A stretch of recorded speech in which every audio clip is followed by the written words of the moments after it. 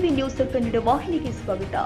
ನಮ್ಮ ನ್ಯೂಸ್ ಸಮೂಹದ ರಾಜ್ಯ ಉಪಸಂಪಾದಕ ಬಸವರಾಜ್ ಅವರು ಬೆಳಗಾವಿ ಬಿಜೆಪಿ ಮಾಜಿ ಪಾಪ್ಯುಲರ್ ಲೀಡರ್ ಬಸನಗೌಡ ಸಿದ್ದರಾಮಯ್ಯ ಅವರೊಂದಿಗೆ ಸಂವಾದ ಮಾಡಿ ವಿವಿಧ ವಿಷಯಗಳ ಬಗ್ಗೆ ಮುಕ್ತವಾಗಿ ಸಂದರ್ಶನ ಮಾಡಿದ್ರು. ನಿಮ್ಮ ಪಕ್ಷದಲ್ಲಿ ವಿಜಯೇಂದ್ರ ಅವ್ರನ್ನ ಒಂದ್ ರೀತಿ ಬದಲಾವಣೆ ಮಾಡಬೇಕು ರಾಜ್ಯಾಧ್ಯಕ್ಷ ಅಂತ ಹೇಳ್ಬಿಟ್ಟು ಇದು ನಡೀತಾ ಇದೆ. ಹಾಗಾಗಿ ಇದಕ್ಕೆ ನಿಮ್ಮ ಅಭಿಪ್ರಾಯ ಹೇಗೆ? ವಿಜೇಂದ್ರ ಅವರು ರಾಜ್ಯಾಧ್ಯಕ್ಷರು, ಅಣ್ಣವರು ವಿಜೇಂದ್ರನ ಯುವಕರು, ಪಕ್ಷ ಸಂಘಟನೆ ಮಾಡುವಂತ ಶಕ್ತಿ. ಈಗ ಯತ್ನಾಳ್ ಅವರು ಆಪೋಸಿಟ್ ಮಾಡ್ತಾವ್ರೆ. ಯತ್ನಾಳ್ ಅವರು ದಯವಿಟ್ಟು ಅಪೋಸಿಟ್ ಮಾಡಬಾರ್ದು. ಯಾಕಂದ್ರೆ ಅವ್ರು ಮಾಡೋದ್ರಿಂದ ಸರಿ ಹೋಗುದಿಲ್ಲ. ಹಾದಿ ಬೀದಿಯಲ್ಲಿ ಮಾತಾಡೋದಲ್ಲ, ಯಾರು ಯತ್ನಾಳ್ ಅವರು ಮಾತಾಡಬಾರ್ದು. ಯತ್ನಾಳ್ ಅವರು ಏನಿದ್ರು ಪಕ್ಷದ ಚೌಕಟ್ಟಿನಲ್ಲಿ ಮಾತನಾಡ್ಬೇಕು. ಅವಾಗ ಇದ್ರ ಪಕ್ಷದ ಅಸ್ತಿತ್ವ, ಅವ್ರ ಅಸ್ತಿತ್ವ ಎಲ್ಲರಿಗೂ ಗೊತ್ತಾಗುತ್ತೆ. ಉತ್ತರ ಕರ್ನಾಟಕದ ಮರ್ಯಾದೆ ತೆಗೆಯುವ ಕೆಲಸ ಮಾಡಬೇಡ್ರಿ, ಉತ್ತರ ಕರ್ನಾಟಕದ ಮರ್ಯಾದೆ ಉಳಿಸುವಂತ ಕೆಲಸ ಮಾಡ್ರಿ ಅಂತ ಹೇಳ್ತಾನೆ ನಾನು ಯತ್ನಾಳ್ ಸಾಹೇಬರಿಗೆ. ಅಲ್ಲ, ಯಾಕೆ ಯತ್ನಾಳ್ ಅವರು ಏನ್ ಇದ್ ಮಾಡ್ತಾ ಇದಾರೆ ಅಂತ ಯಾಕೆ ಈ ಟೈಮಲ್ಲಿ? ಯತ್ನಾಳ್ ಈ ತರ ಮಾಡೋದಲ್ರಿ. ಈಗ ಇಂಥ ಸಿಚುವೇಶನ್ದಲ್ಲಿ ಪಕ್ಷ ಸಂಘಟನೆ ಮಾಡುವಂತ ಕೆಲಸ ಮಾಡ್ಬೇಕಲ್ಲ.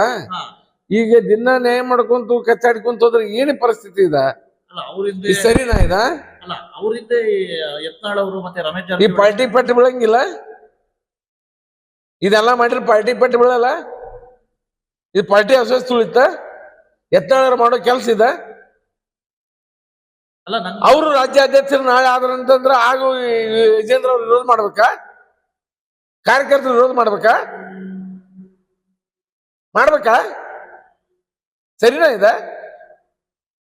ಅವ್ರು ನಾಳೆ ಮುಖ್ಯಮಂತ್ರಿ ಆದ್ರಪ್ಪ, ಆಗ ವಿರೋಧ ಮಾಡ್ಬೇಕಾ? ಸರಿ ಅಲ್ಲ?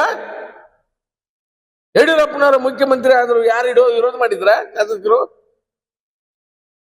ಯಾರು ವಿರೋಧ ಮಾಡಿದ್ರ?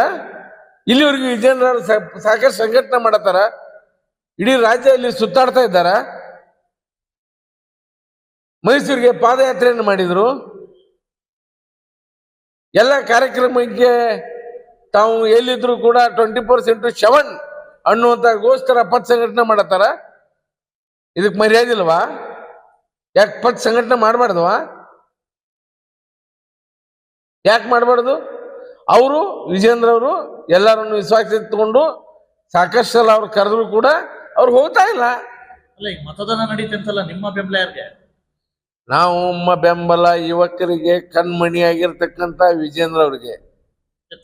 ಇಲ್ಲ, ನಾವ್ ಮಾಡಂಗಿಲ್ರಿ. ಯಾಕೆ ಮಾಡ್ಬೇಕು? ಅವ್ರಿಗೆ ಎದರಿಗೋಸ್ಕರ ಮಾಡ್ಬೇಕು? ಅಲ್ಲ, ನಿಮ್ ಜಿಲ್ಲೆಯವರು ಅವ್ರು ಸಾಥ್ ಕೊಟ್ಟಿದಾರಲ್ಲ, ರಮೇಶ್ ಜಾರಕಿಹೊಳಿ ಅವರೆಲ್ಲ.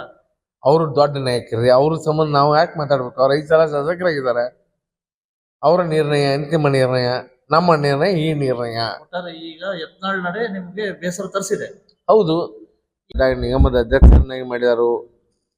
ಎಲ್ಲಾ ಜನರಿಗೆ ಗೊತ್ತದೆ. ನಮಗೆ ಇನ್ನೂವರೆಗೂ ಮಾಡಲಿಲ್ಲ. ನಮಗ್ ನೋವದರಿ, ಸಾಕಷ್ಟು ನೋದ. ಪಾರ್ಟಿಯ 30 ವರ್ಷ ದುಡ್ದು ನಾವು 30 ವರ್ಷ ದುಡಿದ್ ಕಸಿ ಯಾರು ಇನ್ನೂ ಮಟ್ಟ ಈ ಪಾರ್ಟಿಯಾಗ ಪದಾಧಿಕಾರಿ ಮಾಡೋ ವಿಷಯದಾಗೂ ಕೂಡ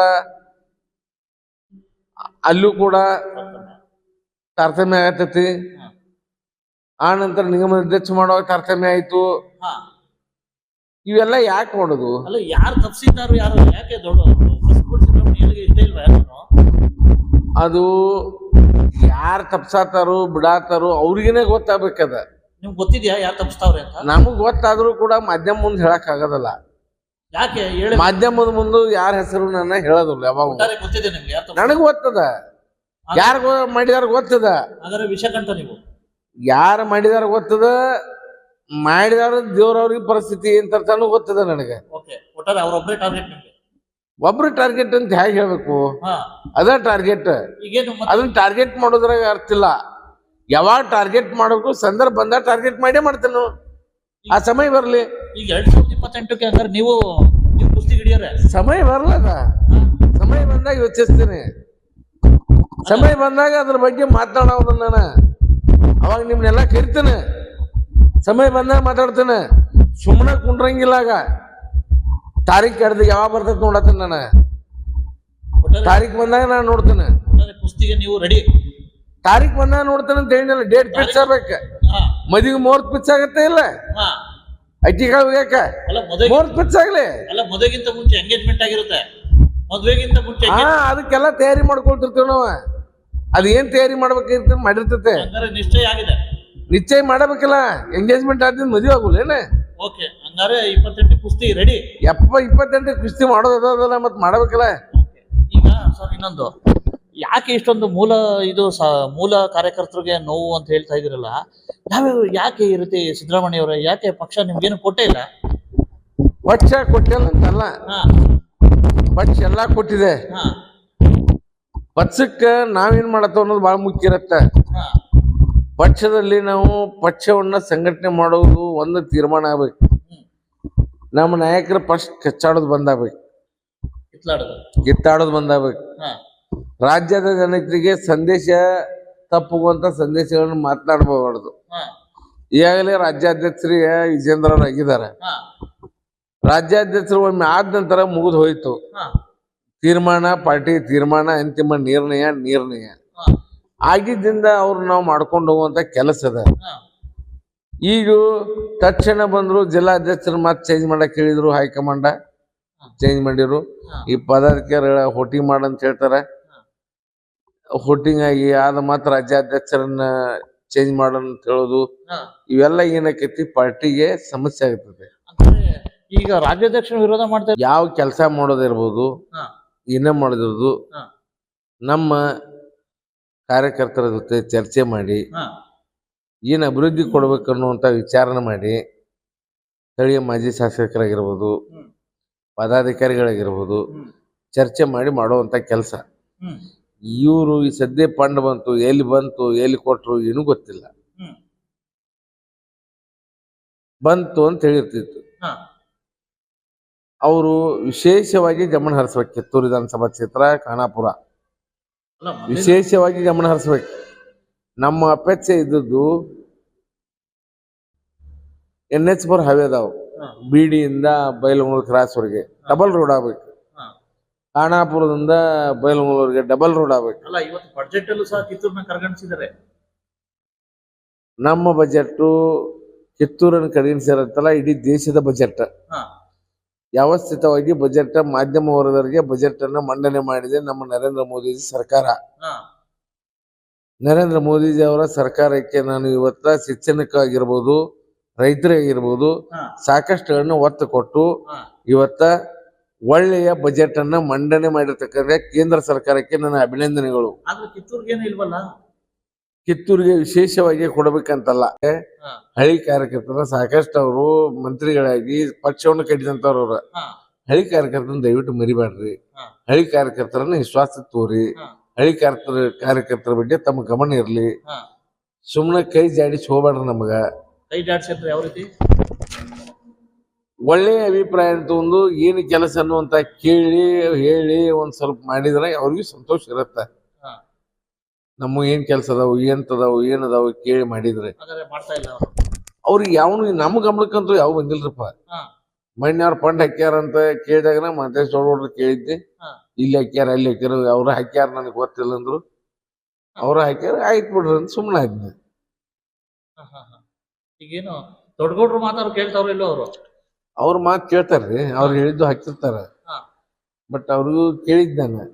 ಬಟ್ ಹಿಂಗಂದ್ರ ಅವ್ರ ಆಯ್ತು ಬಿಡಿ ಅಂತ ಸುಮ್ಮನೆ ಆದ್ನ. ಅವರು ಹೊಸ ಸಂಸದರು ತಿದ್ಕೋಬೇಕು ಅಂತ ಹೇಳ್ತಾ ಇದ್ರ. ಹೌದು, ತಿದ್ಕೊಳ್ಬೇಕು. ಕಿತ್ತೂರು ಕ್ಷೇತ್ರದಲ್ಲಿ ಇಲ್ಲಿ ಎಲ್ಲಾರು ಸಂಗೊಳ್ಳಿ ರಾಯಣ್ಣನೇ ಅಪ್ಪ. ಎಲ್ಲಾರು ಕಿತ್ತೂರು ಚೆನ್ನಮ್ಮನ ಇಲ್ಲೇ. ಇದೇನು ಇದು ಕಿತ್ತೂರು ಕ್ಷೇತ್ರನೇ ಬೇರೆ, ರಾಜ್ಯದಾಗ ಇರೋ ಕ್ಷೇತ್ರಗಳ ಬೇರೆ. ಕಿತ್ತೂರು ಕ್ಷೇತ್ರ ಅಂತಲ್ಲ, ಬರೋರ್ನ ಕರ್ಕೋರುವಂತ ಕೆಲಸ ಮಾಡ್ಬೇಕು. ಮೂಲ ಕಾರ್ಯಕರ್ತರನ್ನ ಮರೆಯುವಂತ ಕೆಲಸ ನಮ್ಮ ಪಾರ್ಟಿ ಮಾಡಬಾರ್ದು. ಭಾರತೀಯ ಜನತಾ ಪಾರ್ಟಿಯನ್ನ ಸುಮಾರು ಮಹಂತೇಶ್ ದೊಡ್ಡಗೌಡರು ಶಾಸಕರಾದ ತಕ್ಷಣ ತಾಲೂಕಾ ಪಂಚಾಯತಿಗೆ ರಜಾನಾಮೆ ಕೊಟ್ಟು, ನಂತರ ಅವರ ಏಳಿಗೆಗಾಗಿ ನಾವು ಶ್ರಮಿಸಿ ಅವರನ್ನು ಶಾಸಕರನ್ನಾಗಿ ಮಾಡಿ, ಅವರ ಆಗು ಹೋಗುಗಳಲ್ಲಿ ಕೂಡ ಭಾಗಿಯಾಗಿ ಸುಮಾರು ಅವರ ಅಭಿವೃದ್ಧಿಯನ್ನು ಮಾಡಿದ್ದಾರೆ. ಬಹುತೇಕ ಇತ್ತೀಚೆಗೆ ನನಗೆ ಕೊರಗದ ಮೊದಲನೇದು ಕಿತ್ತೂರು ವಿಧಾನಸಭಾ ಕ್ಷೇತ್ರದಲ್ಲಿ ಯಾಕೋ ಹಳೆ ಕಾರ್ಯಕರ್ತರನ್ನು ನಮ್ಮ ಪಾರ್ಟಿ ಮರಿತಾ ಇದೆ, ಮರಿಬಾರ್ದು ಅನ್ನುವಂಥ ಸೂಚನೆ ಈ ಪತ್ರಿಕಾ ಮಾಧ್ಯಮದ ಮುಖಾಂತರ ನಾನು ತಿಳಿಸ್ತಾ ಇದ್ದೇನೆ ಎಲ್ಲರಿಗೂ. ಅಲ್ಲ ಈಗ ಏನು ಮೂಲ ಯಾಕೆ ನಿಮ್ಮ ಮೂಲ ಕಾರ್ಯಕರ್ತ ನೀವು ಒಬ್ರಿಗೇನೋ ಅಥವಾ ಮೂಲ ಕಾರ್ಯಕರ್ತರಿಗೆ ಎಲ್ಲ ಮರಿತಾ ಇದ್ದೀವಿ? ನಾವು ಮೂಲ ಕಾರ್ಯಕರ್ತರನ್ನು ಸಾಕಷ್ಟು ಜನ ಮರ್ತಿದ್ದಾರೆ. ಈಗ ಅವರನ್ನು ಒಗ್ಗೂಡಿಸೋ ಕೆಲಸ ನಾವು ಮಾಡಬೇಕಾಗಿದೆ. ಅಲ್ಲ ಪುನರ ಈಗ ಯಾರು ಮರಿತಾ ಇರೋದು, ಯಾರು ಮರಿತಾವ್ರೆ? ಪದಾಧಿಕಾರಿಗಳು, ರಾಜ್ಯಾಧ್ಯಕ್ಷರು, ಜಿಲ್ಲಾ ಘಟಕ. ಯಾರು ಮರ್ಯಾತಾರು ಇದು ನೋಡಿದವ್ರಿಗೆ ಗೊತ್ತಾಕೈತಿ, ಯಾರು ಮರ್ತಾರು ಯಾರಿಲ್ಲ, ಯಾರು ಮರ್ಯಾತಿಲ್ಲ. ಮನುಷ್ಯ ನಾಡ್ತೈತೆ, ಅವ್ರಿಗೆ ಮನಸ್ಸು ನೋವಾಗಿದೆ, ಮನುಷ್ಯ ನೋವಾಗಿರ್ತೈತಿ. ಹಾ ನಾವು ಮಾತಾಡಿದ್ದವ್ರು ಮನುಷ್ಯ ನಾಡ್ತೈತೆ, ಹಾ ಅವ್ರ ಹೆಸರು ಹೇಳುವಂತ ಅವಶ್ಯಕತೆ ಇಲ್ಲ. ಹಂಗಲ್ಲ ಸರ್, ಈಗ ನಿಮ್ಮನ್ನು ಕಡೆಗಣಿಸಿದ್ದಾರೆ ಒಟ್ಟಾರೆ.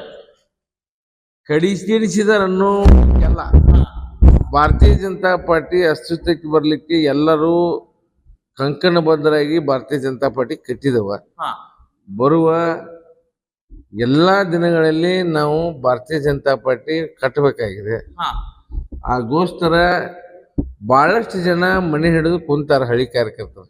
ಹಾ ಅವರನ್ನ ಕರೆ ತರುವಂತ ಕೆಲಸ ಮಾಡಬೇಕಾಗಿದೆ. ಅಲ್ಲ ನೀವು ಅವಾಗ ಹೇಳಿದ್ರಲ್ಲ ನಾವು ಕಡೆಗಣಿಸವ್ರೆ, ನಮ್ಮನ್ನು ಮರ್ತಿದ್ದಾರೆ ಅಂತ. ಯಾರು ಯಾರು ಮರ್ತಿದ್ದಾರೆ? ಯಾರು ಮರ್ತಿದಾರೋ ಅಥವಾ ಜಿಲ್ಲಾ ಅಧ್ಯಕ್ಷರು ಆಗಲಿ, ರಾಜ್ಯಾಧ್ಯಕ್ಷರು ಹಾ ವಿಜೇಂದ್ರ ಅವರನ್ನ ಮನವಿ ಪಡಿಸ್ಬೇಕಂತೇಳಿ ನಾವೆಲ್ಲ ಕಂಕಣ ಬರೋದಾಗಿದ್ದವು. ಹಾ ನಾವು ಮೂಲ ಭಾರತೀಯ ಜನತಾ ಪಾರ್ಟಿ. ಯಾರು ಜನ ಎಷ್ಟು ಮಂದಿ ಕಾಂಗ್ರೆಸ್ ನಮ್ಮ ಪಾರ್ಟಿ ಬಂದು MLA ಆಗಿದಾರ, ಹಾ ಇಲ್ಲಿ ಭಾರತೀಯ ಜನತಾ ಪಾರ್ಟಿ ಶಾಸಕರು MLA ಆಗ್ಬೇಕು. ಅಲ್ಲ ಈಗ ಹಂಗಾರೆ ಕಾಂಗ್ರೆಸ್ ಅವ್ರು ಬಂದು ಇಲ್ಲಿ MLA ಆಗಿದ್ದಾರೆ, ಆಗಿದಾರಲ್ಲ. ಕಾಂಗ್ರೆಸ್ನವ್ರು ಬಂದು ಇಲ್ಲಿ MLA ಮೂಲ ಆಗಿಲ್ಲ. ಬಿಜೆಪಿಗರು ಇಂಥವ್ರಿಗೂ ಆಗಿಲ್ಲ. ಯಾರೂ ಆಗಿಲ್ಲ, ಹೌದಾ? ಆಗಿಲ್ಲ, ಯಾರೂ ಆಗಿಲ್ಲ. ಹಾ ಹಾ ನಾನು ಒಬ್ಬ ಬಡ ಭಾರತೀಯ ಜನತಾ ಪಾರ್ಟಿಯ ಒಬ್ಬ ಸಾಮಾನ್ಯ ಕಾರ್ಯಕರ್ತನಿಗೆ ಹಾ ಬೆಳೆಸ್ಬೇಕು ಪಾರ್ಟಿ. ಓಕೆ, ಅವತ್ತಿದು ನಿರ್ಣಯ ಆಗತ್ತೆ. ಹಂಗಾರೆ ಈಗ ಇಂಥವ್ರಿಗೂ ಎಲ್ಲ ಕಾಂಗ್ರೆಸ್ ಇಂದ ಬಂದೇ MLA ಆಗಿರೋರು. ಹೌದ್ರಿ, ಇಲ್ಲಿ ಯಾರು ನಮ್ಮವ್ರು MLA ಆಗಿದಾರೋ ಯಾರು? ಭಾರತೀಯ ಜನತಾ ಸುರೇಶ್ ಪಾರ್ಟಿ ಮಾರಿಯಣ್ಣ? ಕಟ್ಟಿದವರು ಅವರು ಕಾಂಗ್ರೆಸ್ ಇಂದನೇ ಬಂದಿರು. ಮತ್ತೆ ದೊಡ್ಡಗೌಡ್ರು ಅವರು ಮೊದಲು ಕಾಂಗ್ರೆಸ್ದಾಗ ಇದ್ರು. ಈಗ ನೆಕ್ಸ್ಟ್ 2028ಕ್ಕೆ ಅದೇ ದೇವ್ರಿಗೆ ಪರಮಾತ್ಮ. ತಾಜಾ ಸುದ್ದಿಗಾಗಿ MTV ನ್ಯೂಸ್ 24x7ಗೆ ಸಬ್ಸ್ಕ್ರೈಬ್ ಮಾಡಿ ಮತ್ತು ಬೆಲ್ ಐಕಾನ್ ಅನ್ನು ಒತ್ತಿ. ತಪ್ಪದೇ ಲಿಂಕ್ ಶೇರ್ ಮಾಡಿ.